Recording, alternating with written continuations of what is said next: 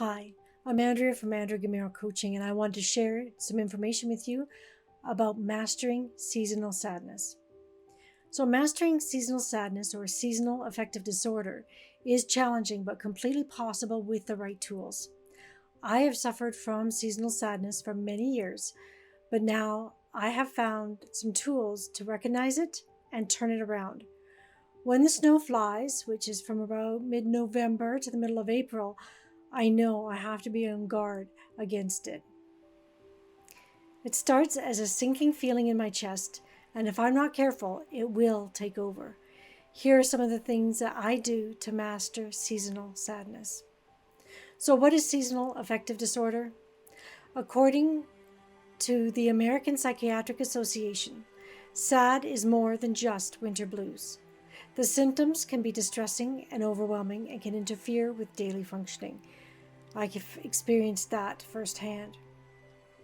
However, it can be treated. About 5% of adults in the United States experience SAD, and it typically lasts about 40% of the year. It is more common among women than men. The article continues to say, some symptoms of SAD include fatigue, even when you have too much sleep, and weight gain associated with overeating and carbohydrate cravings. SAD symptoms can vary from mild to severe and can include many symptoms similar to major depression, such as feeling sad or having a depressed mood, loss of interest or pleasure in activities you once enjoyed, changes in appetite, usually eating more, craving carbohydrates, changes in sleep, usually sleeping too much, loss of energy or increased fatigue despite increased sleep hours. An increase in purposeless physical activity or the inability to sit still includes pacing, hand-wringing, or slowed movements or speech, and these actions might be severe enough for other people to notice as well. Feelings of being worthless or guilty, difficulty thinking, concentrating, or making decisions, and even thoughts of death and suicide. So, mastering seasonal sadness. This begins with mastering your mind. How do you master your mind? You do that by recognizing what you are thinking and why you're thinking it. Once you intentionally start thinking about what you're thinking, you can change your thoughts, your outlook on life, and your whole day. What do I mean when I say intentionally think about what you're thinking? Well, when you start feeling down, stop yourself and ask, why am I feeling this way? What thoughts are going through my head right now? What was I watching, reading, or listening to that made me feel this way? Once you've established what you are thinking and the cause, you can then take appropriate action. Firstly, you can choose to think a different, more helpful thought. For example, you're feeling sad. Your thought, my life sucks. I never get to do fun things. Well, what did you watch, read, or listen to that brought on that thought? Well, let's say you were just scrolling social media, singing post after post of your friends and family of being on the beach in some sunny tropical location. Okay, now we know what led you to feeling sad. You inundated your mind with images of other people having fun in exotic locations while you're at home working. What your mind isn't taking into account is that the vast majority of social media posts are highly photoshopped and enhanced. Your mind doesn't take into account that they probably save scrupulously every month, possibly for years, in order to afford that 1 week vacation. They will soon be back home working diligently, just like you are, in order to catch up from the expenses they have just incurred. So think about it. Is that thought really true? The next thing you need to ask yourself is, think about your thought. My life sucks. I never get to do fun things. Is that really true?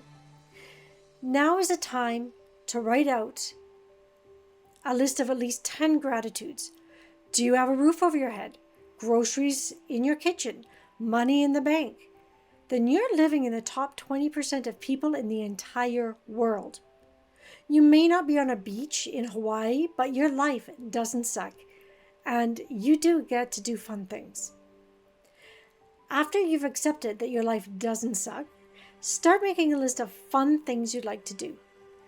Maybe being on a beach in Hawaii isn't what you'd consider fun. Making a list will raise your natural dopamine levels as you dream of all the fun things you would like to do. Let your imagination run wild and write everything you can think of. Once your list is completed, you can start to sort them into things that are affordable for right now and those that you may need some time, planning, and savings to accomplish. Having something to look forward to goes a long way in making your everyday tasks more enjoyable. Planning your trip or activity can also be just as fun as actually doing it. And when you have something to look forward to, your tasks have a purpose. They're not just boring things you have to get up in the morning and go and do. You have a goal that is going to achieve, because the money you make from your job, that's going to help you go and have fun in the future. So then your job is more fun and more easy to go and do. So mastering seasonal sadness with gratitude.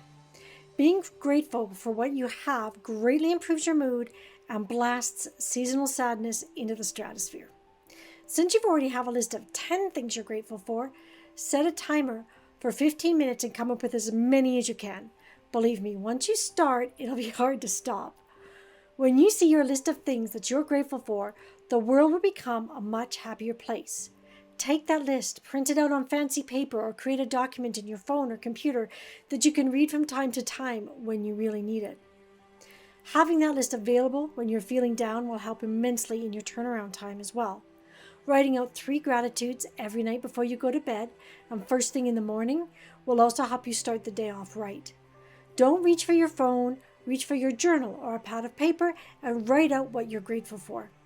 If you're driving or can't write them down, count them out on your fingers.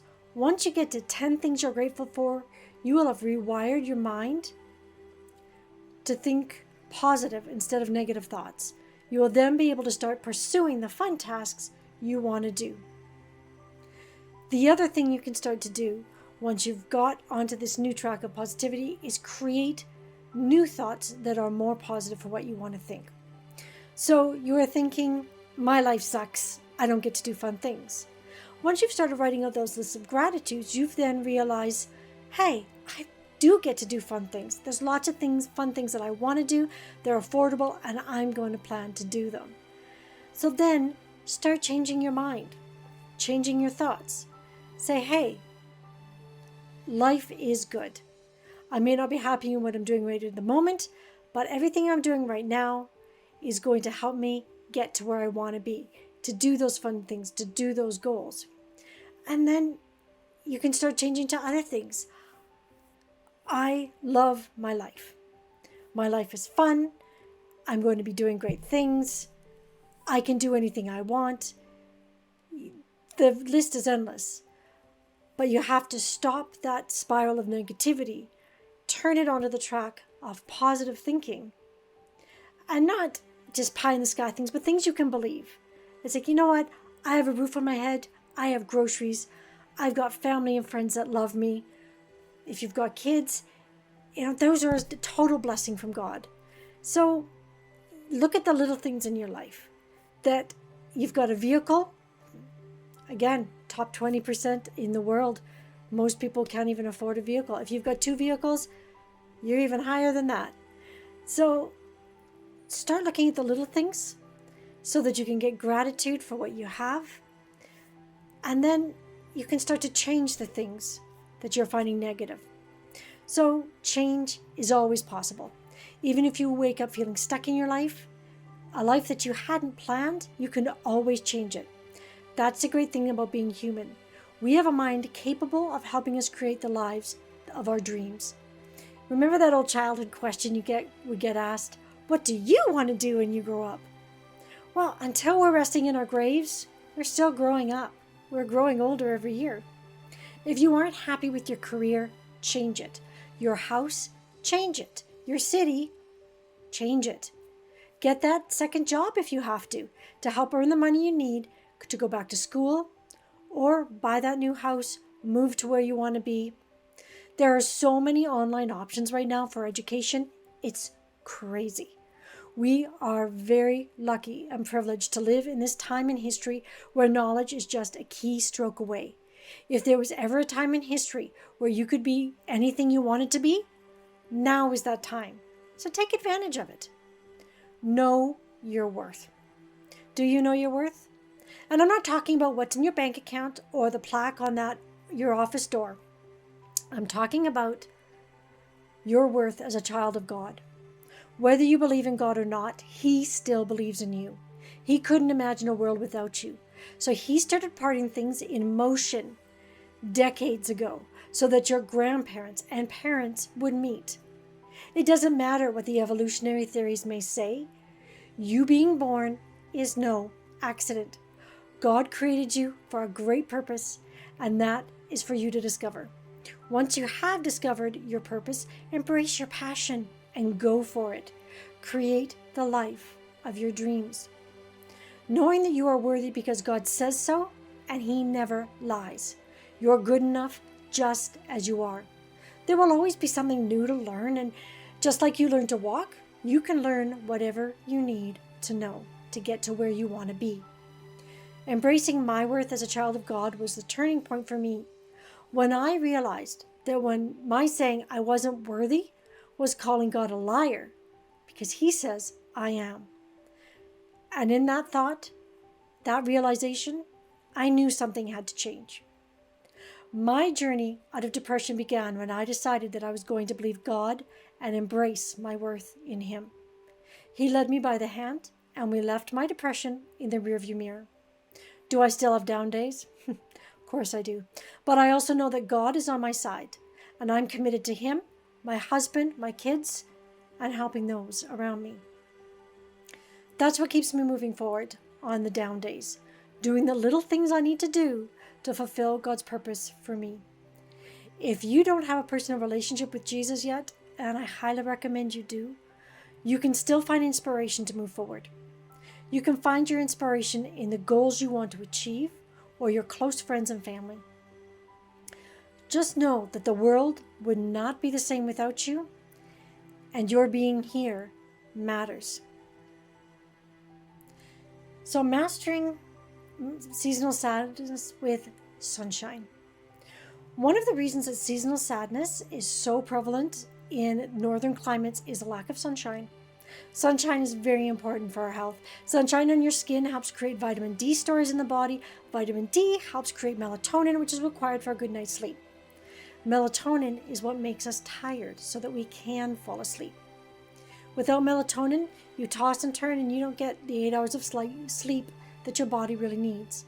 Without sleep, your body does not function optimally, leaving you grumpy, tired, and guess what? More prone to sadness. This means you need to get outside as much as possible during the winter months. If you can't get outside due to extreme cold or slippery conditions, a daylight therapy lamp is a really great option. There are tons of models out there, and they give detailed instructions on how long you need to be in front of them. I really love my Carex daylight therapy lamp. It gives about 10,000 lux of light, which is what you need to get your melatonin going and get your body going again. So daylight therapy lamps are a great way to get sunlight on cloudy days. The other thing that's really important is exercise. And when we're down, when we're depressed, the last thing we want to do is exercise. But exercise is really, really important. Our body needs it. It helps get our dopamine levels up again. It helps, clear the cobwebs out of your mind so that you can do what you need to do. Not only does it help you lose weight, but it gets more oxygen into your body. The oxygenated cells and blood help you get into your brain, helps your brain work better. It's all just a huge, wonderful, symbiotic process that God created for us to stay healthy and strong. So do that. Make sure you get exercise, whether you like to swim, walk, cycle, play ball, hit the gym. It all works. Play sports with your friends. play tennis, pickleball. I mean, whatever it is, there's lots of stuff out there. Rollerblading, ice skating, snowshoeing, skiing, snowboarding. The list is endless, really. Whatever you can get yourself out to do to get some sunshine, some fresh air, just to get your body moving, that is really going to help your seasonal sadness.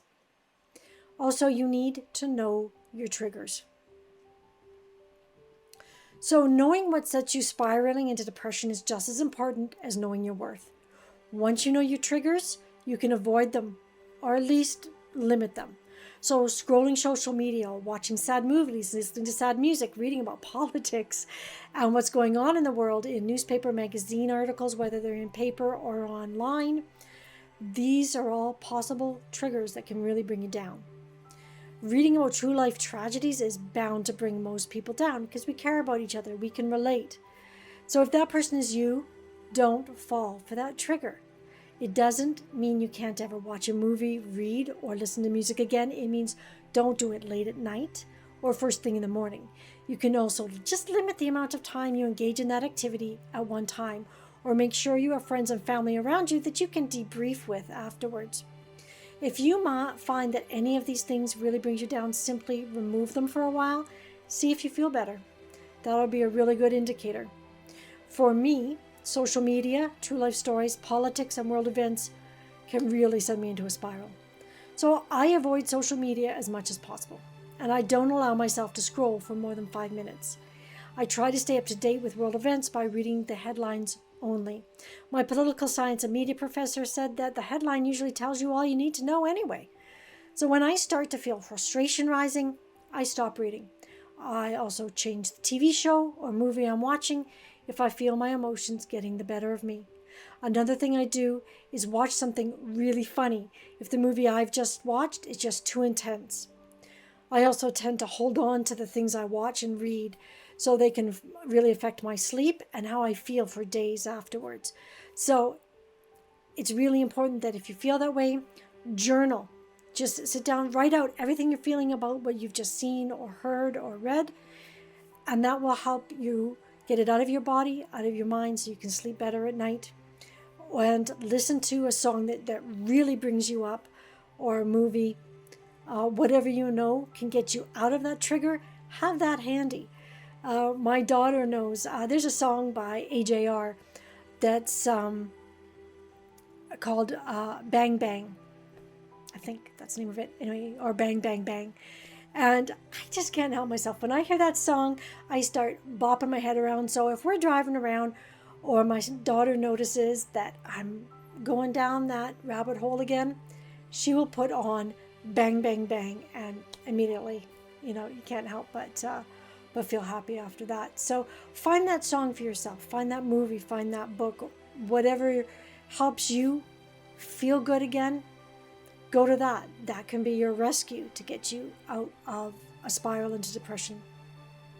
And of course, know when to get help. If you fit the criteria for having seasonal affective disorder and want help mastering it, there is help. There is no shame in asking for help, no matter what your status is in society. Seek a therapist or a health coach that can help you stay on track. I would be happy to help you master your seasonal sadness, as I have firsthand experience with it. You can have your life back. It's only a phone call away. So I hope you have found this helpful.